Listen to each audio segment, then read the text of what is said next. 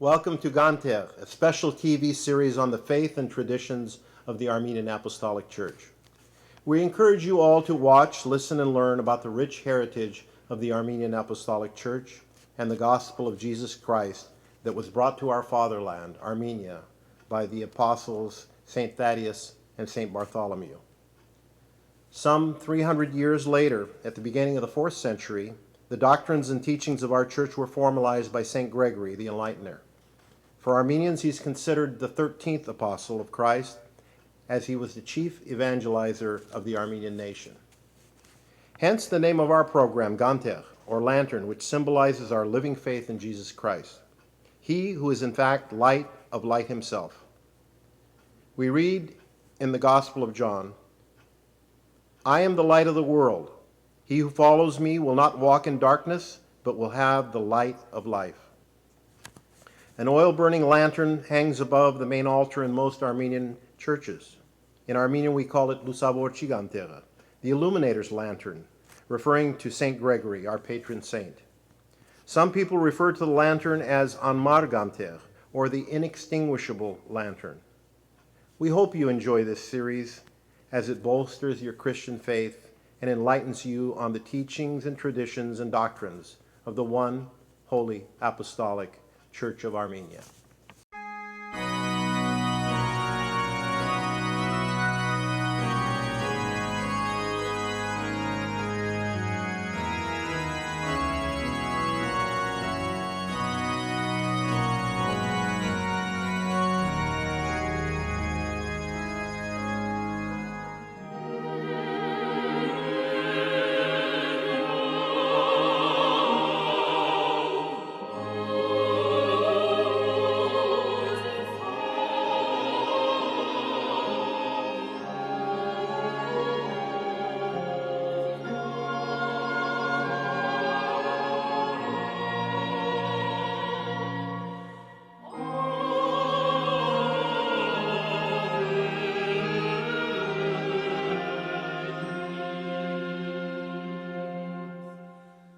We're so pleased today to have in our studios a very special guest, a leader in ecumenical circles, and the leader of the Armenians in Cyprus, His Eminence, Archbishop Gantegh Alemesian.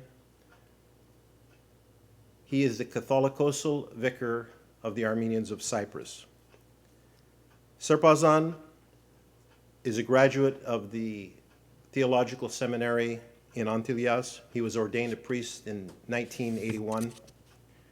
He served on the parish level in Vancouver, Canada, and I think Ridgefield, New Jersey. He is a graduate of the Vancouver School of Theology. He is a Doctor of Ministry degree. From 1997 to 2014, he was the ecumenical officer of the Holy See of Cilicia. He was consecrated a bishop in 2002 by His Holiness Aram I, and in 2010 he was elevated to the rank of Archbishop. He started his mission in Cyprus in September of 2014, and he represents the Cilician See in some very important committees at the World Council of Churches. He's a member of the Central Committee and also the Executive Committee. He is a member of the team, the theological dialogue between the family of he's a member of the team of the Oriental Orthodox churches with their dialogue with the Catholic Church, and also has the same position representing the Oriental Orthodox churches with the Anglican Communion. And he's also on the standing committee of the Oriental Orthodox churches in the Middle East. We're so pleased to have you, Serpazan Hayr. Welcome to Fresno, and thank you for participating in the inaugural series, Gantegh. Thank you very much. Genocide, the intent to destroy, in whole or in part, a national, racial, or religious group. Beginning on April 24, 1915, 1.5 million Armenians were raped, tortured, slaughtered, and marched to their deaths by the Ottoman Turks in what is known as the Armenian Genocide. the first genocide of the 20th century. And despite the undisputed facts of this horrific event, it is still not recognized by the Turkish and United States governments. But we remember and we demand justice. To learn more, visit agcfresno.org. Sir Fazan Hayr, today's program is dedicated to the canonization of the saints in the Armenian Church. As we know, the canonization will take place under the auspices of Catholicos of all Armenians, His Holiness Karakin II, and His Holiness Aram I of the Great House of Cilicia. And they will officially recognize as saints of the Church the countless souls who perished during the genocide for the sake of Jesus Christ. Canonization in the Armenian Church is normally bestowed or proclaimed for those individuals that lived exemplary lives of Christian virtue, those who have died, they've shed blood as a martyr. Most of them have been monks and bishops and church people, but they've been lay people as well. We read about the lives of the saints in the Heismaburg, and we see the countless number of people who proclaim the name of Jesus Christ, and for their Christian, because they were Christian, they were martyred. We see it in the early centuries, especially the first 3 centuries. I'd like you to talk a little bit about the canonization upcoming in the latter part of April, and tell us a little bit about the canonization.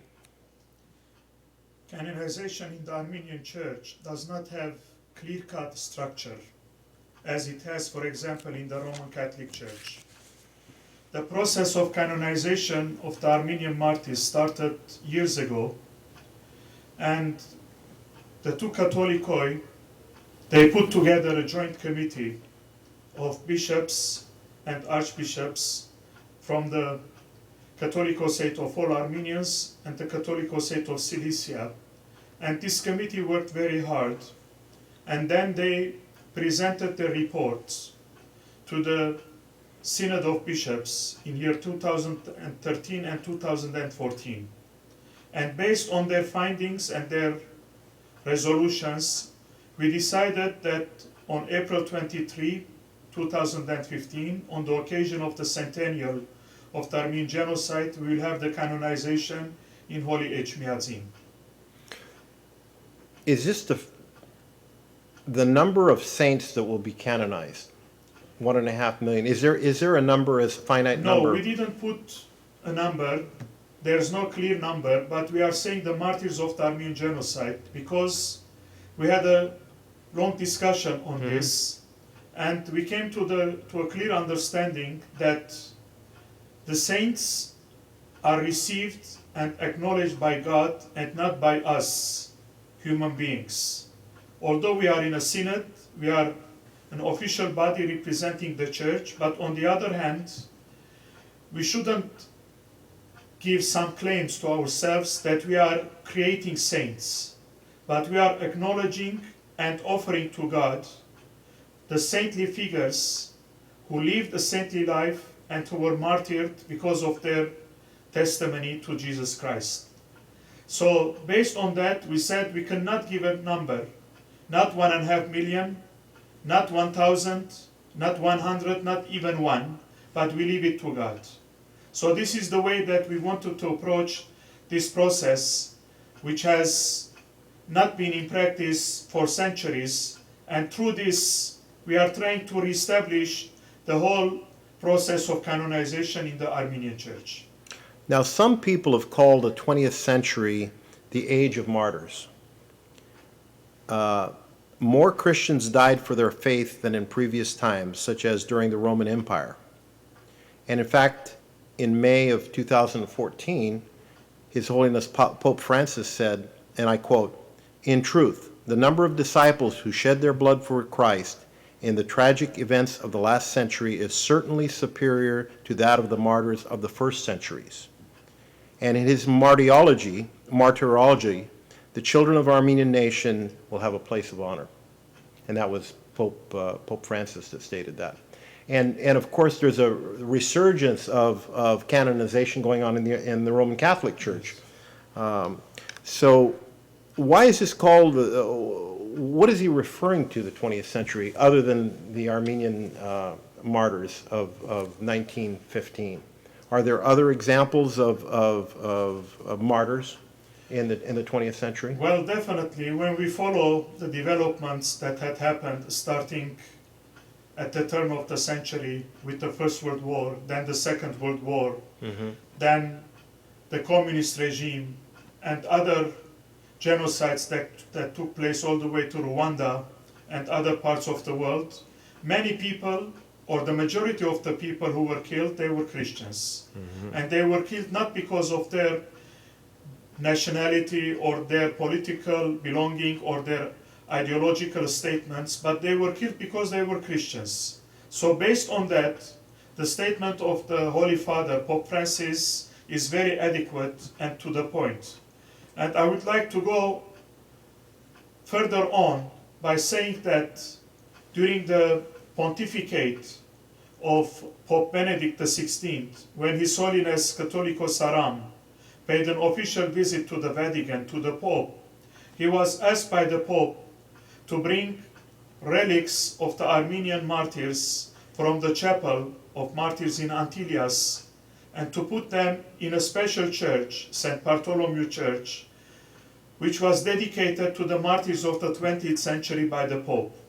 So when you enter the church, on both sides there are side altars, and one of them, to the right, is dedicated to the Armenian martyrs. And when we visited the church, we had a Vesper service there, and we had a ceremony, and His Holiness Aram placed the relics of our martyrs on that altar by giving a tangible expression that we are part of the martyrology that Pope Francis is referring to. Interesting, very interesting. In 2015, after the canonization, by the way, in Armenian we say Sirpatasum. Yes.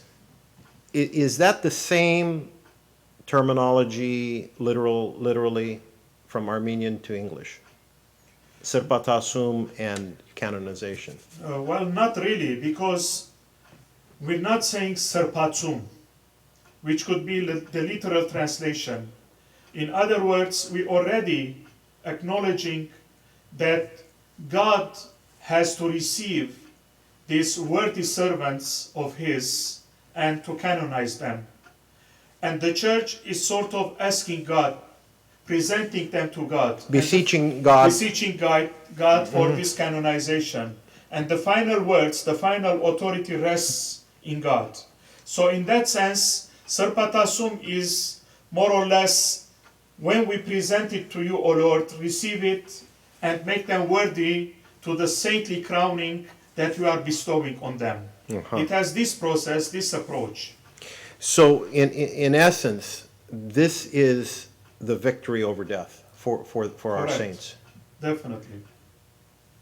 Beyond 2015 and beyond, my understanding is there will be no more requiem services for the martyrs, but we will have a special badarak, and their names will be proclaimed during the Holy Liturgy, just like we proclaim the names of countless saints during the Divine Liturgy. And they will be included also in the church calendar, and there will be prayer hour, as we have for the other saints also. But no hokeankis, no memorial service at all. I see. Now, most of the saints, or a lot of the saints in the Armenian Church, their saint day is normally on Saturday, or a lot of them. Will this be a fixed date of April 24th hereafter, or will it be a movable saint day, feast day? Well, taking into consideration that we wanted to commemorate our saints on the very day of the genocide, and historically, April 24th was the day when the elite of our people were arrested and marched to death in Constantinople. We wanted to keep the same date, at least for now. I see. But when the whole calendar will be revised, then I'm sure we will find an appropriate date in order not to have some complications related to the Eastertide and other feasts and other circles that we have in the calendar. But so far we have discussed it in the Bishop's Synod, and we said, in order as a new date of saints to make it more relevant to our people, let's keep it on April 24. Subject to change in subsequent years. Definitely. Now, before the program started, we had a conversation. You were referring to living saints and those saints that have shed their blood. Yes. Can you expound about that a little bit? Our viewers would be very interested in knowing about that. Well, when we speak about saints, as you have mentioned, we take into consideration their Christian exemplary life, their virtues, their works, their spirituality, their prayerful life, etc. So these are our daily Christian spirituality that we are reflecting. These people, they are ordinary people like we are. They are called to follow Jesus Christ, our Lord. But because of their exemplary lifestyle, they are considered living saints. In other words, Gantegh, living witnesses of the Christian faith. But when they were called to shed their blood, this becomes their baptism in blood. Aryan nahadagutun, Aryan magardutun. So in that sense, martyrdom becomes the climax of the saintly life. Because no matter what, during your lifetime, you might say many nice words, you might do many nice deeds, but when the time comes to sacrifice your life, the most precious thing that you have in your life, then you have to be ready to do that. That gives the clear example, the clear message of your courage and your heroism. And in that sense, when you have the living saints and you have the martyrs together, then the face of the church, the brilliance of the church becomes more eloquent. Thank you.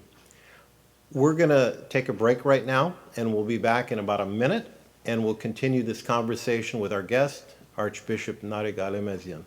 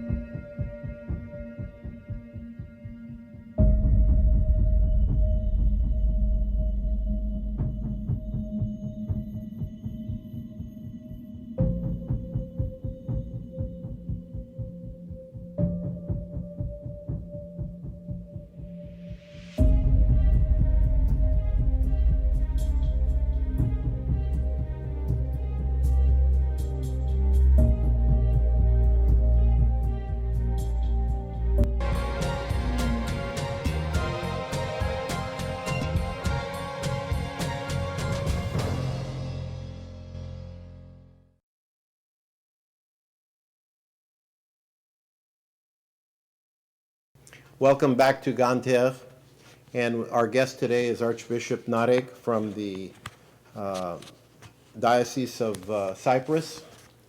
And we were talking about the canonization of the Armenian Church. And I wanted to ask you a question about the two different types of saints. We talked about Aryan Nahadagutun, we talked about Gantegh Vaganer. But I would like to talk about those saints that are in the Donatsuits and those saints that are maybe proclaimed during the liturgies but not in the official calendar. Can you talk a little bit about that, please? Well, in the official calendar of the Armenian Church, we have Armenian saints, we have saints belonging to other churches. We call Universal. Hama Christoniagan, pan-Christian saints, and we have biblical saints, like prophets, kings, etc. So all these saints, when they come together... Angels too. Angels and archangels. Yes. And so when they come together, they are part of the official calendar of the Armenian Church. And out of them, there are some saints who are mentioned also during the Holy Badarak. And there are other saints who are in the Haismavurk, who are not in the calendar of the Armenian Church, but Haismavurk is the martyrology. the martyrology or the synaxarion, the collection of the saints. And for example, Haismavurk, the word Haismavurk is the translation from classical Armenian, which means today. And the Haismavurk now is read at the Patriarchate of Jerusalem during the Vesper service, Vesper prayer hours, before Vesper prayer hours. And it gives the testimony, the life and the work of a given saint that is mentioned for that specific date. So when you put all this together, then you have the totality of the saints of the Armenian Church, which are commemorated in one way or another, but all of them, they have common denominator being the intercessors to us, the living Christians who are on the journey to sainthood. And through their example and through their intercession, they become our friends, our brothers and sisters on our common pilgrimage to the kingdom of God. And I remember those readings when you and I were a student during lunchtime. Yes, While we were eating lunch, one of the students would read from the Haismavurk correct. and extol the virtues of that sainthood. And that helped with our formation. The last person, to my knowledge, that was canonized was Saint Gregory of Gantegh. And Saint Gregory of Gantegh was a true Orthodox Vartabed, one that was a defender of our faith. And he died around the beginning of the 15th century. But since that time, to the present time, I don't think there's been any records of official records of this Serpatasum in the Armenian Church. Am I correct, Serpazan? Yes, you're correct. And in the Armenian Church, we never had a structured process for canonization. For example, even we don't know when Saint Gregory the Illuminator has been canonized, or Sukmesrop Mashtots, or if we come to later time, Saint Gregory of Narek.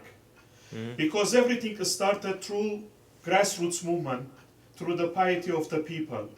And then the church recognized that officially, and these people as saints, they were included in the calendar. So after Saint Gregory of Gantegh, we didn't have official canonization, and when we started the process of the canonization of the martyrs of the genocide, one of the clear indications was that this canonization of the martyrs of the genocide should be the first step of starting the whole process again. And we have to re-examine how the canonization is done in the other churches, but also to adopt our own style and to follow that for the canonization of other saints in the Armenian Church. Because when we speak about the canonization of Saint Gregory of Gantegh at the end of the 15th century or 16th or even later, we don't know when. We don't know when that happened. Yes, some say that he was canonized in the 18th century.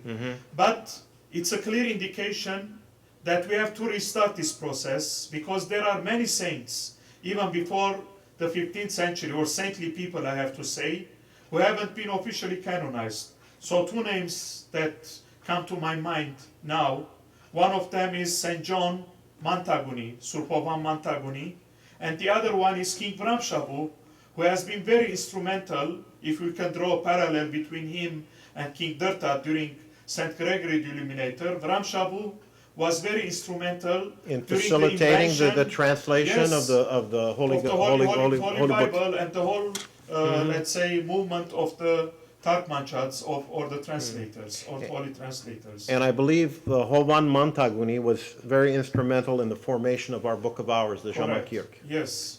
Yeah, so very important So people. there are Yeah. other saintly people in line, and they have to be canonized also in the Armenian Church. And we talked a little bit about Nerses of Lampron. he's one of those saints that is not in the Donatsuits. Yes.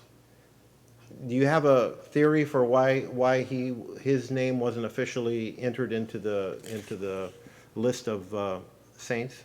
Well, I haven't done a study or I haven't read a critical paper on that, but I have heard that there was a time that although Nerses Lampronaci was not in the calendar, but he was mentioned in the Badarak when we mentioned the Armenian saints.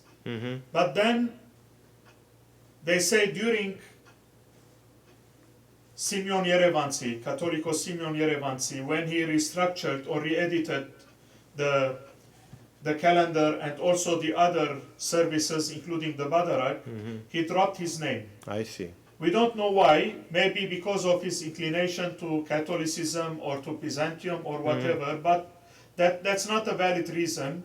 But once we canonize a saint or a group of saints like the martyrs, we have to keep the consistency. That's why it needs a thorough study. But on the other hand, also, I always put the emphasis when we speak about canonization, and I underlined this during the meeting of the Synod of the Bishops, that it's important for our people the intercession of a saint or group of saints. Otherwise, It's for naught. yes, what are we doing? I mean, the saints, they don't need to be proclaimed by us. In other words, practically speaking, they don't need us, but we need them. And in order to make that necessity a living reality in our life, the intercession is very important. And intercession for you is, or for us in the Armenian Church, is asking a saint to be to speak on our behalf to Jesus Christ. Yes, to God. To vouch for us. Yes. To vouch for us, to help us. Like we do with the other saints Yes. that we have in our church, with the new saints that we will have, the martyrs that we will have, we have to find the same style, the same spirituality, to have to work on the same spirituality of intercession. And that's been a constant theme when we go to our next segment. We'll be talking about the Roman Catholic Church and the proclamation of saints in that church. But the amazing thing is the spirituality that is derived after a saint is proclaimed a saint, and how much it affects our enthusiasm for our Christian faith. It bolsters us when we see someone, a simple figure that led a pious life, that was just like us, is now on the road to sainthood. It's an inspiration for us Christians and keeps us solid in our faith. Definitely, because saints are part of our common belonging to the household of God. And they are our mentors, they are our examples. We have to follow them, they are our guides. Otherwise, what's the sense of having 1 or 1 million saints? So in that sense, this canonization of the Armenian martyrs is a beginning, is a stepping stone that has to be followed, and it needs to be a renewed opportunity for a spiritual exercise and a spiritual nourishment for all of us. And it should happen fairly frequently. Maybe Definitely. every 5 or 6 years, if Sure. there's a saint proclaimed, that really helps us in our Christian witness. That's why that mixed committee, which worked on this process, will continue its work, and also the bishop synods will continue to meet. And one of the topics that will be on the agenda of the bishop synods, I believe, should be the canonization of other saintly figures. Worthy figures. Now, let me ask you, in the process of determining how these people would be, these saint candidates would become saints, you said that you referred to the other churches, the Oriental Orthodox churches, and maybe the Eastern Orthodox churches like the Greek Orthodox and Russian Orthodox, and of course the Catholic Church. Did you find any parallels between how we've done canonization versus the Oriental Orthodox churches and or the Eastern Orthodox Church? Well, when you look into the history, including the Roman Catholic practice, this is very late introduction in their understanding and in the process. The most important part is how a person is accepted by the community of faith, by the church, by his brothers and sisters who are His peers, basically. his peers, who are his neighbors, his relatives, his immediate neighborhood. So that spirituality that comes from the people, from the faithful, sort of prepares the ground for that person to become a saint, officially recognized and canonized by the church. A living saint. For example, Padre Pio is a Correct. good example of a Definitely. living saint Yeah, who led a very pious life. Of course, he had these manifestations that happened, and those were not for his glory, but for the glory of God. definitely. Or if we refer, for example, to Pope John Paul II, because of the contemporary means of technology and broadcasting and communication, he became a very living and lovely person, and that's why the whole process was accelerated. And when we feel very comfortable to call him Saint Paul John Paul II. So in that sense, he touched the lives of the people, and that's very And important. not just of the Catholic faith, No, all of in us. general. Now, there was what some call the theology of suffering. Yes. And we know that in the last years of John Paul II, he was a very ill man. But he continued carrying the cross, just like Jesus was carrying the cross to Calvary. He believed through his example that there is a lot of suffering people in the world, not just him. He felt that he could be an inspiration, I think, for all those suffering masses. Do you have any comments about that theology of suffering and why he decided to continue his pontificate where, for example, Benedict XVI retired, which was kind of unprecedented? Through my ecumenical relations, I have been many times at the Vatican, and I was blessed to have many opportunities to be with Pope John Paul II.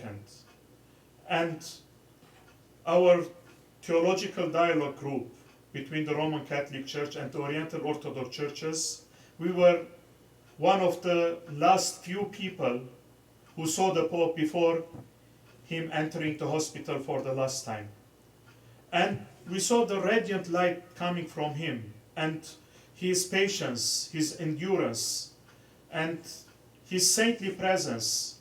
Although it was for him very difficult to speak, but he was able to communicate with us because he was a messenger of love. He was messenger of faith, messenger of hope.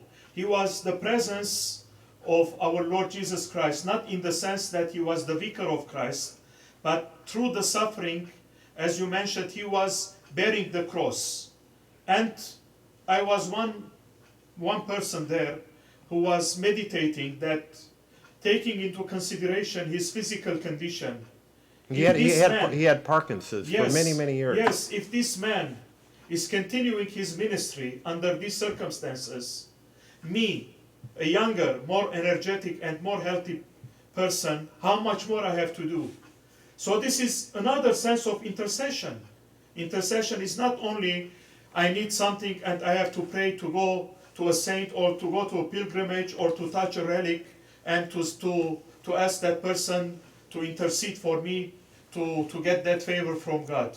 But this is the clear example, the living example of saintly people and saints that we need in our lives. It's an inspiration for both the Definitely. healthy and the Yes. suffering masses. Yes. We're going to talk a little bit about the process of canonization in the Roman Catholic Church when we come back. We're going to come back in about a minute. And also want to talk about the political implications of canonization when we come back. So could you just speak to the issue of the procedure, and then we'll wrap it up on the other side of the break, the legalistic different. It's a completely different process in the Roman Catholic Church. Maybe we shouldn't get into it until the break. Why don't we go to break right now, and when we come back, we can cover that subject. Give you something to think about during the break.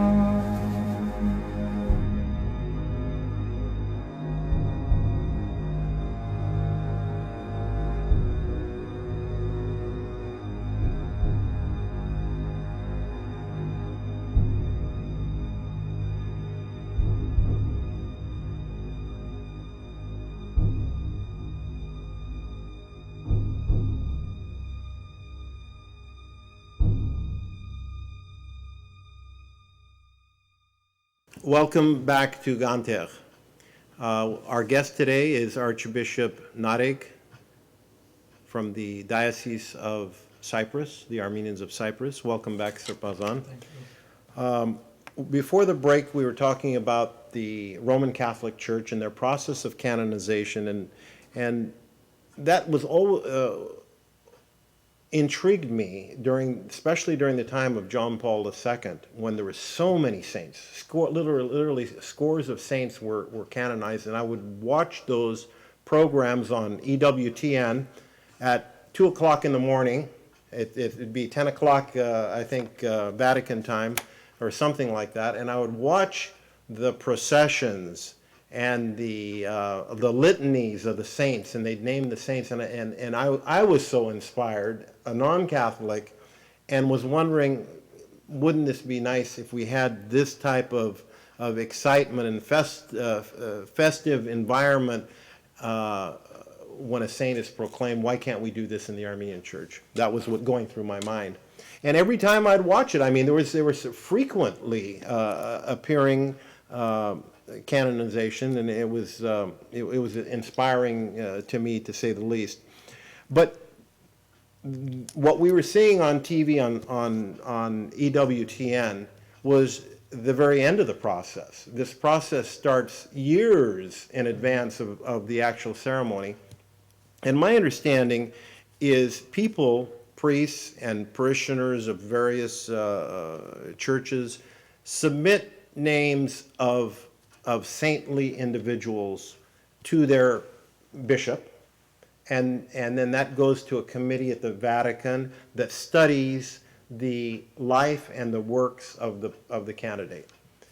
And there are also conditions for a certain amount of miracles have to take place, either during their lifetime or after their death.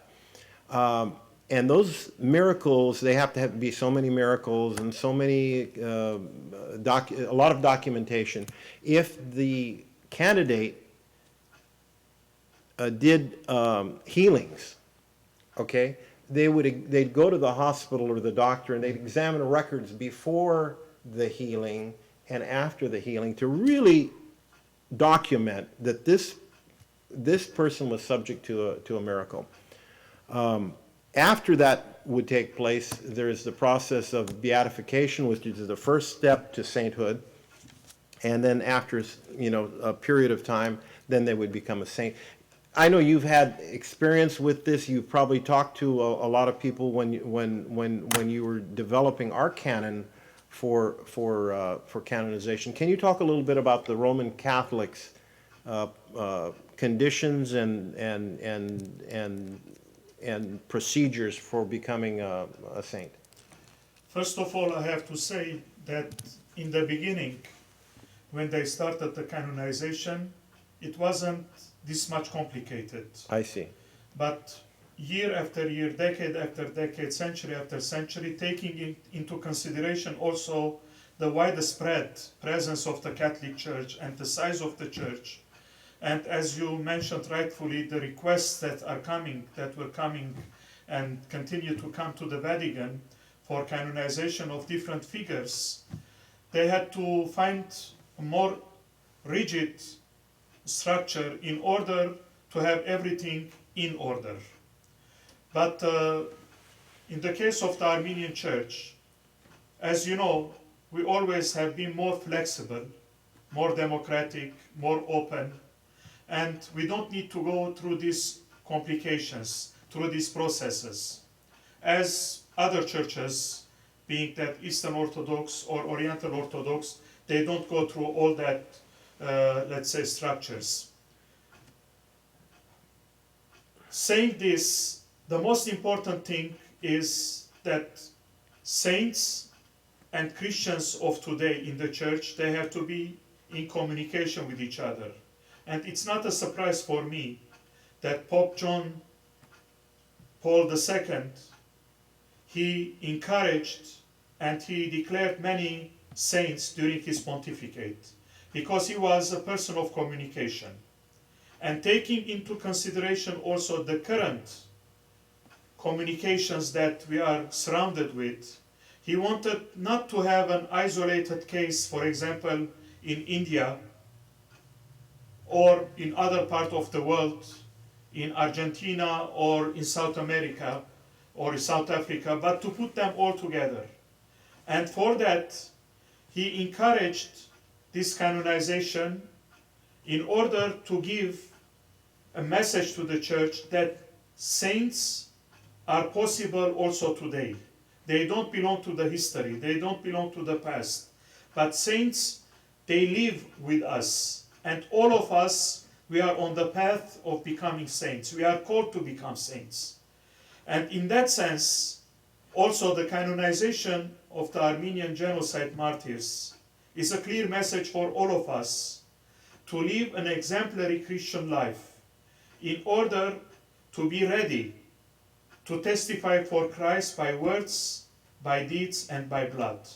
This is the message that we are trying to pass on to our faithful in order to make this canonization not only a historical moment as an activity in the whole package of the centenary of the Armenian genocide, but to make it a continuous process in the life of the Armenian faithful. And other saints will follow. The canonization has to be continued, because I believe that there are saints in the Armenian Church also, but we have to give official recognition to these saintly figures in order to be inspirations for Armenians and non-Armenian Christians. Sir Pazan, there's a book that's used in the Armenian Church. It's normally found at the Catholicos. It's called the Mair Mashtots. And in that Mair Mashtots are ceremonies, maybe Muronortnek, Episcopal ordination, ones that are not found in the normal mashtots that our priest brothers carry with them. It doesn't have baptism and funeral rites and matrimony, but it's special services. I was wondering, in your research or during the course of the Episcopal Synod, did anyone research the Mair Mashtos to see if there was anything that relates to canonization or to Sirpatasum? Well, the committee did not report on that. I'm sure they have done some research, and they didn't come across to a structure, to a canon, or to any kind of information. But in our history, we find bits and pieces here and there telling us about some saintly figures who later on are mentioned as saints. But we don't have clear-cut dates and processes and synods and Possibly structures. because they didn't exist. Definitely. And that's the case. That was the case with other churches also, including the Roman Catholic Church. But the most important thing is the common testimony of the faithful. And that's the theory that our good friend Dr. Abraham Tarian expounds upon. He says that saints come about because of their pious nature, because they had good deeds. They had the baptism of blood, and shortly, their contemporaries and people maybe a century later, they're the ones that call these people saints. And then the church basically ratified it at some later time. But it's the democratic principle you were talking about. If we decide this person is a saint, it's a saint for us. And if enough people believe that, then the church hierarchy will take action. Definitely, that has been the practice. And on a personal basis, I always feel very touched when they speak about my paternal grandmother, relatives, neighbors, friends. When they speak about her, they say she was a saintly figure, because that's what they have felt. That's sort of the attachment that they have. And that's a clear explanation that although she was a very humble person, but on the other hand, people felt that radiation coming out of her because of her Christian daily life, and very good example that she set as an example for them. And you know, if we look at the list of Armenian names, we come across, especially in women's names, the word Sırpui. Definitely. Okay. Sure. Now some people would say that's a synonym for the Blessed Virgin, but maybe not. Maybe it means those people that were perceived as saintly were named Sırpui. I agree. Yeah. Correct. Yeah.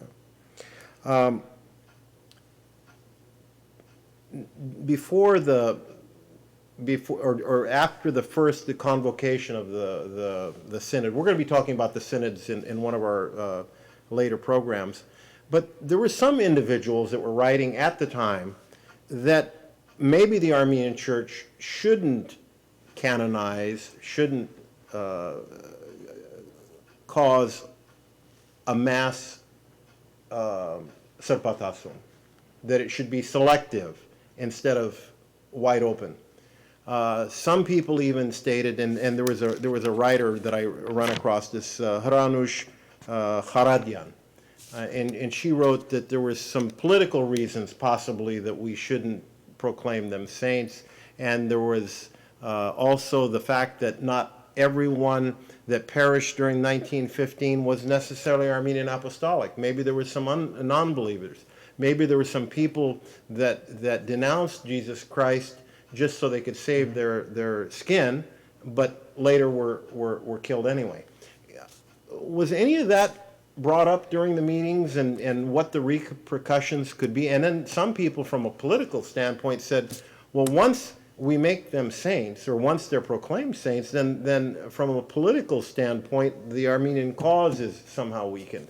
I just wondered if that was part of your conversations that you had and came up in the dialogue and the conversations about Sırpatasyon. According to the report that we have received from the committee during the bishop synods, they said that they have read, they have followed all the articles that have been published related to the canonization process. And almost people of all walks of life, being them anthropologists, sociologists, psychologists, politicians, etc., almost everyone wanted to say something, pros or cons, related to the canonization. So it was a little bit controversial. Definitely. But there was a time when people were blaming the church, that the church is stagnated, doing nothing related to canonization or saints or saintly life, etc., spirituality. But when the church started this process, people started to criticize the church without any valid foundation. We are members of the Armenian Apostolic Church. So whatever we are doing, we have to do it by conscience, by faith, and by spirituality. if we are doing this canonization because of the centennial only, just to mark a landmark, then we're doing it in vain. For the wrong reasons. For the wrong reasons, and it will not serve the purpose. But I think that this canonization is not something new. It was discussed during the 70th anniversary and the 75th anniversary, and there was some kind of almost done deal, an agreement between Catholicos Vasken in Holy Echmiadzin and Catholicos Carekin II in Antillas to issue a joint encyclical by proclaiming the martyrs of the Armenian genocide as saints. But I believe that because of political administrative reasons, they weren't able to decree. And of course, at that time, that we were still under the Soviet regime, Yes, the Armenian was. Yes, but now I think it's the right time to do this canonization. But this is not an act by itself. It's a process. It's a spirituality. It's sainthood.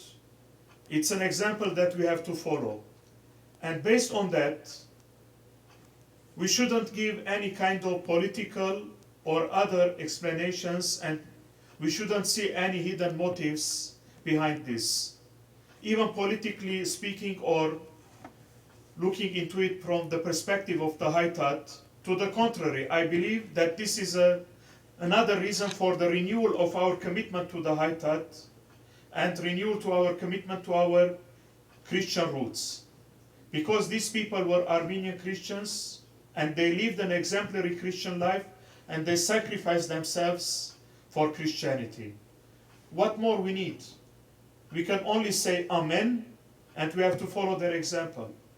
Now, Sirpazan, let's talk a little bit about April 23rd. It's a very important date in the calendar. There's special things that are happening in special ceremony that's happening in Holy Echmiadzin. And before we get to that, I want to talk about our former teacher, yours and mine, in the theological seminary. In blessed memory, Zare Sirpazan of blessed memory. Yes. A saintly figure by all accounts. But my understanding is in the late 70s, maybe the early 80s, he is the one that created the canon. When I say canon, the sharagans from Ortnutun to Harz, Mezatsuse, Mangung, Jashu. He created the entire musical canon for the martyrs. Of course, he might have had some foresight that we didn't know. And that particular canon has been accepted by the entire Episcopal Synod. Can you talk a little bit about our former teacher and of blessed memory, Zare? Yes, Zare Sirpazan, based on the same principle or the same protocol that the Roman Catholic Church has, already by many faithful, he is considered a Hieraneli. Beatified. Beatified. So he's on the road, on the process of canonization, because when we repeat the same principle, that it comes from the grassroots, people already, they consider him, they accept him as a saint or as a saintly figure. Zare Sirpazan was a multi-talented person. A person of prayer, a person of vision, a person of discipline, a person of perfection. And based on that, as I mentioned, when the Catholicoi, Vasken and Carekin, decided to start the canonization, to issue their encyclical, he was asked by the Catholicoi to write that canon. He didn't write it in a vacuum. Oh. He was asked by them. And when the canon of the Sharagan was presented through the committee to the Synod of Bishops, everybody was happy with that, because that was a piece of art, poetically, musically, theologically, historically, and in many ways. But the committee had the vision and the wisdom of asking an open contest if there were others who wanted to compose a sharagan, and there was no response.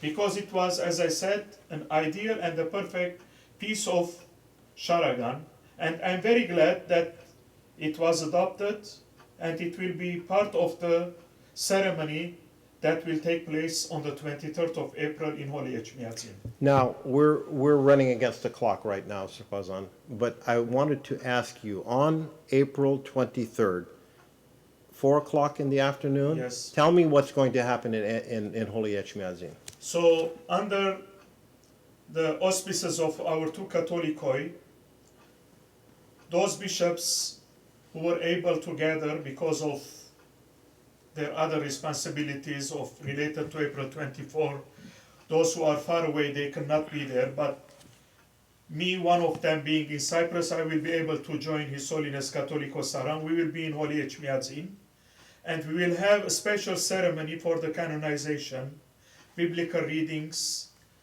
prayers, hymns. The hymns that Zare Sir Fazan wrote? Sarpazan, and the proclamation of the saints. And then the two Catholicoi, they will deliver their message on this occasion. And then the bells of Holy Echmiadzin will ring, and other bells all over the world, the bells of the Armenian churches and other churches. And hymns of Sup and Hairmer will be sang, and it will be an opportunity for the faithful all over, including Armenians and non-Armenians who like to follow the canonization directly. It will be broadcast all over through the channel of Armenian TV, and people will participate in the canonization. And we're hopeful that we'll be able to bring that live television broadcast to the people of Why Fresno. not? Definitely. I want to end on one thing. We're actually over, but I think it's really important, especially on the subject of canonization of church of saints, to talk about the unfortunate situation that took place in Libya when ISIL captured 21 innocent Coptic faithful, and they were beheaded, and they basically became baptized in blood. And what's interesting to me is the last things out of their lips was, "Dear Jesus, Jesus Christ." They proclaimed the name of our Savior before they were beheaded. They never renounced their faith. Well, it's unfortunate whatever is happening in that part of the world where I come from. I feel it on my skin on daily basis with hundreds of thousands and millions of people living in that part.